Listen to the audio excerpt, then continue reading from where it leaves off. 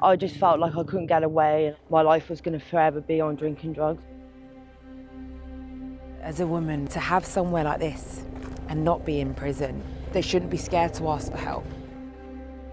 My name's Malin Andersson and I'm here at the Willardine Rehabilitation Centre to meet the amazing women that are here changing their lives.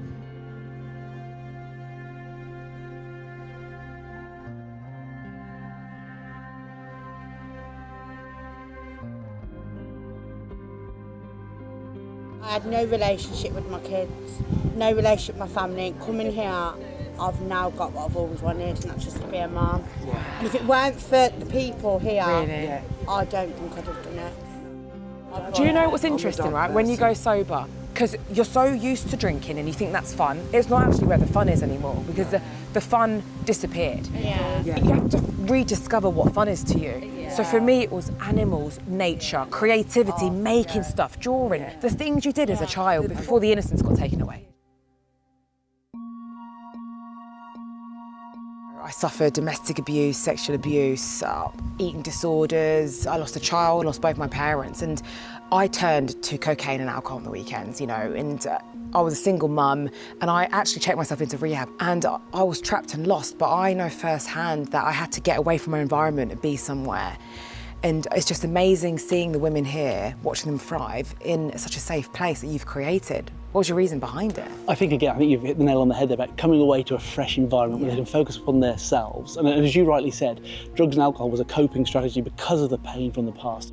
So it gives the opportunity for women to leave their home area where all their peers are and focus upon themselves. They become raw and actually realise who they are. And that's often why short-term sentences don't work. Because they're stuck in that revolving door cycle of actually going to prison because they're not dealing with that past. Yeah, and not to mention the nature, the fresh air, the animals, but also the no phone rule. Yes. And being here in the present moment because we're so distracted.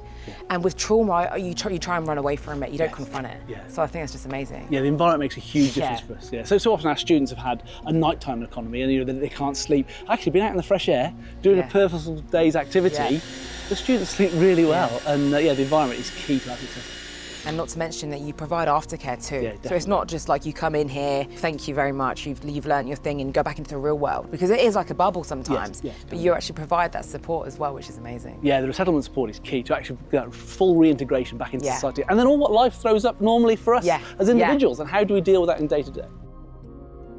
So we've just left the farm and we're on our way to the residential area. Now there are 12 spaces and this is where the women stay.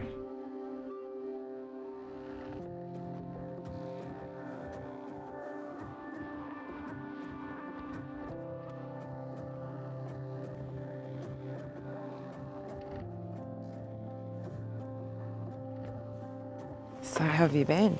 I've been all right. When I first come in, I felt really vulnerable, but the staff here have been amazing. I finally got the help. Since about the age of 15, I've been in and out of drink and drug use.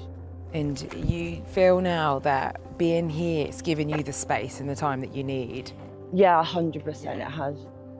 When I left rehab, it was cutting away every toxic relationship, friendship, anything that associated me with the old Malin had to go. Doing everything for you, putting yourself first. Yeah, that was 100%. huge for me because I'd always put myself last. Yeah, I did that a lot. I did, Because we're just wired to believe that, you know, we just keep going and going until our nervous system says no, I've had enough. Yeah. I needed that time out to become one with myself, especially with therapy and that as well, So you should be excited for what's to come.